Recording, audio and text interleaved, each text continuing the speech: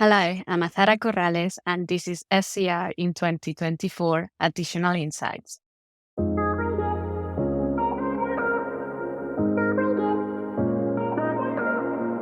Azahara, what's your additional insight for SEO in 2024?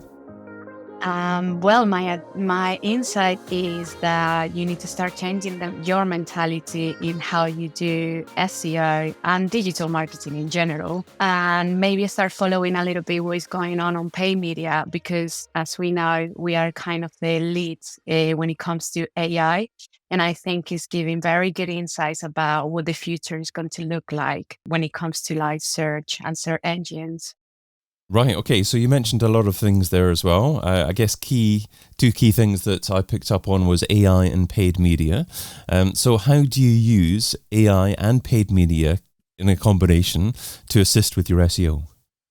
The way that we utilize AI, we use it for a lot of things within paid media, but I think one of the most important things that maybe SEO can start applying as well is just to analyze data. We know that we get big amounts of data to analyze, and AI is just facilitating that. So we can focus more in the user because we are moving towards center use marketing. The reason why this is very important is because the context of the user is going to be very super relevant in the future when we are moving towards our current search engines to an AI-powered search engines. So we are already noticing within paid media that, for example, when we create campaigns, we just have automated solutions like PMax, where, is the algorithm deciding what to do and who to target, etc. This is going to be even more relevant when it's the other way around, when we have a search engine that is powered by AI, and it will have an effect in how people are searching for things. And obviously SEO will need to change to be able to capitalize on that. So you mentioned the user quite a bit there. Are you saying that there's user data available in paid media that you can't get anywhere else? Yes, definitely. One of the biggest problems right now that we have is that we don't have visibility within, for example, these automated solutions. It is that it's able to reach audiences and become very, very accurate in how to reach these audiences and show the right ad to the right person. The problem with that is that we don't really have that access to actually see who is seeing our ad. But that is changing. Like, for example, Google last Wednesday announced all these new changes. And for example, one of that changes is that now we are going to have more visibility on this audience and who is actually converting from these campaigns. So that is going to start changing. So do we need to give AI access to our Google Ads account? Do we export data from Google Ads and other platforms for AI to browse through and then make some kind of insight about who the user is and use that data in SEO? I think it will be good more than just taking the information from Google. I think we are moving towards a future where we just need to, all the teams within an agency, for example, if you have an SEO team and a paid media team, it's just going to be even more important to work together. So all the insights that you may see within paid media, then you can share then within SEO and the other way around. We are in a moment where we just need to work collaborative. It's not like before that maybe, SEO used to do what they used to do and get the results. And then paid media used to do what they used to do and get the results. Now we are coming to a moment where everybody needs to work together because first, you can really report on who is actually driving that conversion. The efforts that you are doing on paid media, they have a result within SEO and the other way around and, with other areas of marketing. And that's why it's important that we work collaborative to share that insights within one and each other.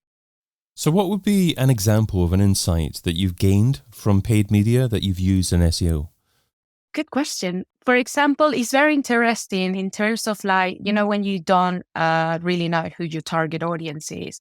With all these automated solutions, one of the things that we are having access to is that we are able to reach a really broad audience. And then when you actually look into the reports, you are able to distinguish who is your target audience, which in other way, it will have taken you a really long time to actually understand who your target audience was. So we can do this now really quickly. With a matter of 4 weeks, you can actually understand who is your target audience.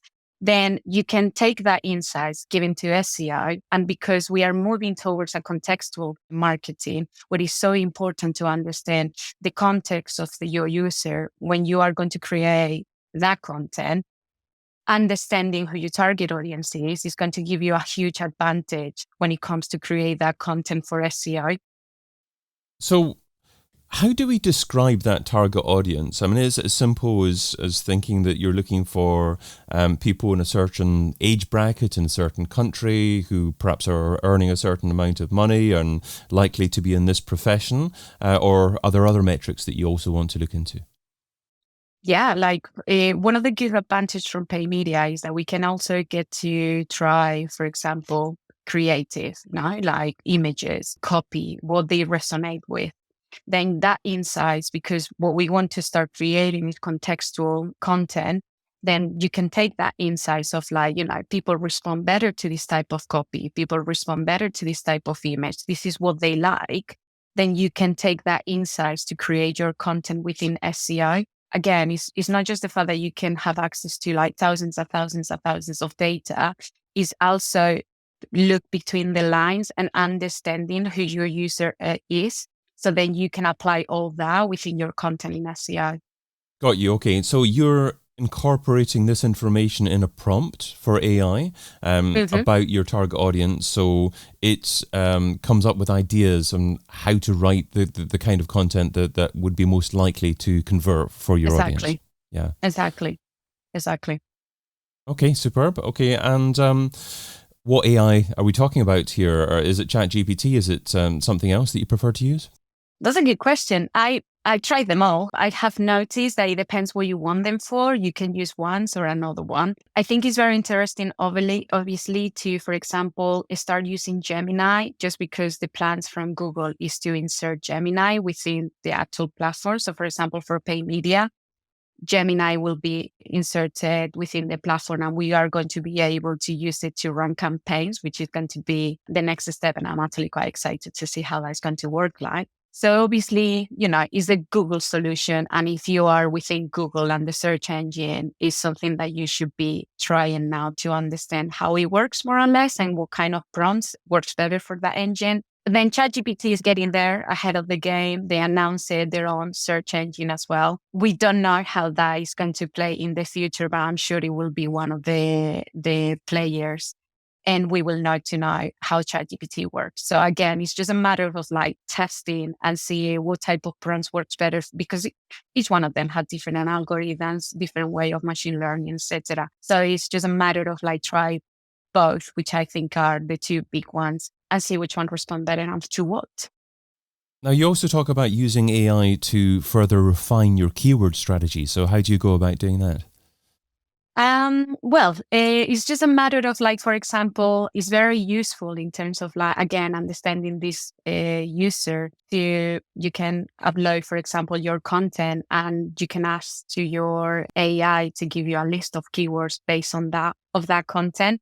And is a very good practice, just because as we are moving towards search engines powered by AI, they are taking more into consideration your context, what you actually have been searching for before, what is your current situation, what platforms you have been using, and they will take all that and then they will actually understand what you're looking for. So just to give you an example, if, for example, you are looking for shoes, it won't be like now that you just look for shoes and it will show the most relevant searches. It will be a matter of okay, is this person has been looking for hiking trips before? So it will be more likely to show you, I don't know, boots, for example, for hiking, because it knows that context and it knows that you've been looking for hiking trips before, and it's more likely that shoes are for that trip. So that type of things is what you need to take in consideration when you create your content, because that's how search are going to be in the future.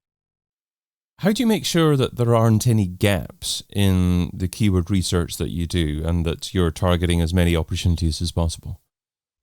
Well, good question. I think the most important is something that we have forget nowadays, especially with, so much data and all the changes that is happening with marketing, is that we forget how users engage with content. And it's as easier as just put yourself in the shoes of the person that is going to buy your product, use your service, etc. So once that you have done all your research, you have allowed all the content possible within, AI, and it gives you a list of keywords, maybe it's as easier to start thinking, okay, if I was this person, what I will be looking for. And then you can fill out that gap, the gap that maybe with certain keywords, you can fill that gap just by doing that simple exercise, which, in our day to day, we are so busy that we forget sometimes that at the end of the day, we are marketeers and we need to understand how the user intent works.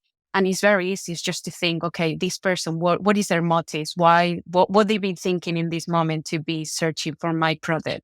And then you can fill up the gaps just by doing that. And I guess that's a good question to be asking AI as well. Is you're giving AI information about your user, and then you're asking it the question, if you were that user, what keywords would you be using in a search engine to find the kind of product or service? Yeah. Mm-hmm. Yeah. So it sounds like there's lots changing at the moment in terms of technology, the world of AI, how that's used in SEO. How do you continue to refine your approach to ensure that you're staying up to date and using all the brightest, best tools available to you? I think it's like, don't let yourself get lost by all the fuss about AI. There is so many things going on right now. Just focus in how can you integrate it in your day to day?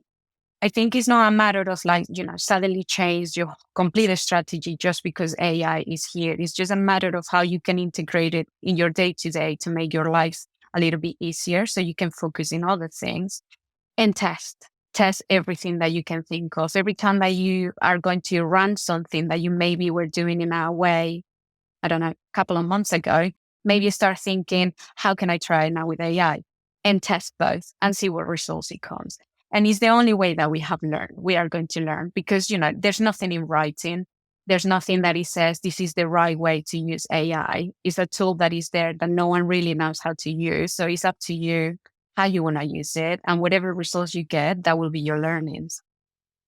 It's funny you saying a couple of months ago, as if a couple of months ago was a long time ago in SEO because things change so quickly. I know. Yeah. So are SEOs that aren't actively using AI that much in their day-to-day activities falling behind? Yes, I think I don't think there is that many changes when it comes to SEO, like practical changes. Like, for example, what I mentioned about paid media, that we actually, is integrated within the platforms now. We are able to run campaigns that are completely automated and run by an algorithm. While SEO, the change is not as direct. You can use AI as a tool for like keyword research, etc., and things like that, translations, very useful. But that's going to change very soon. Like the first thing that we have seen is that Google announcing this AI section within search, where it will just suggest things, and it's just for paid media. But in the future, it will be SEO as well. Your completely search will be changed by AI.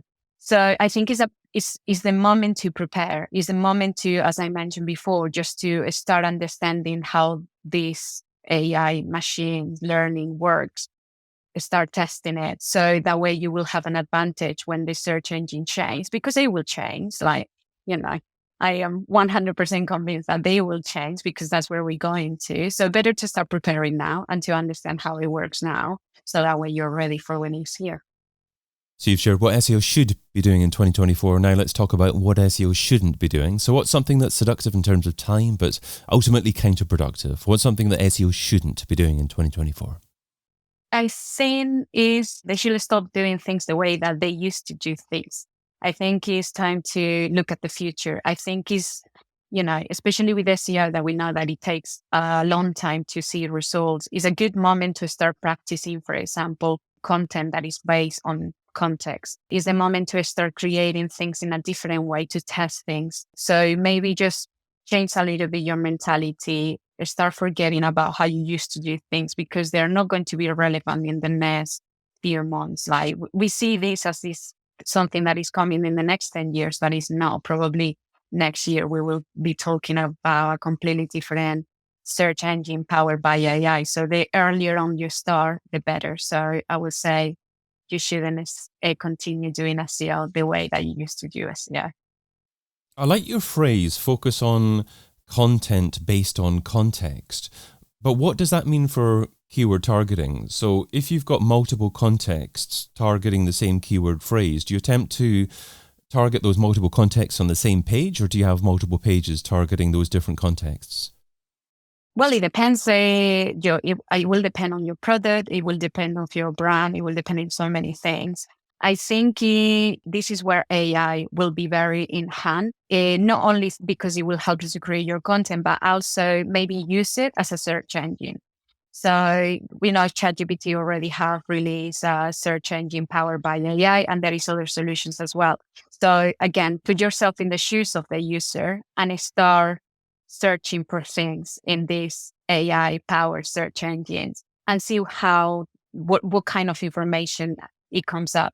And that will give you some clue of what kind of content you need to start creating and how it needs to be looked and what kind of keywords are relevant depending on what you've been putting on that search engine. Azahara Corrales is Media Manager at Rocket Mill, and you can find her over on LinkedIn or at rocketmill.co.uk. Azahara, thanks so much for adding your additional insight to SEO in 2024. Thank you very much for having me. I've been your host, David Bain. You've been listening to an episode of SEO in 2024 Additional Insights, a Majestic series that complements the original SEO in 2024 podcast, video series, and book. Find out more at SEOin2024.com.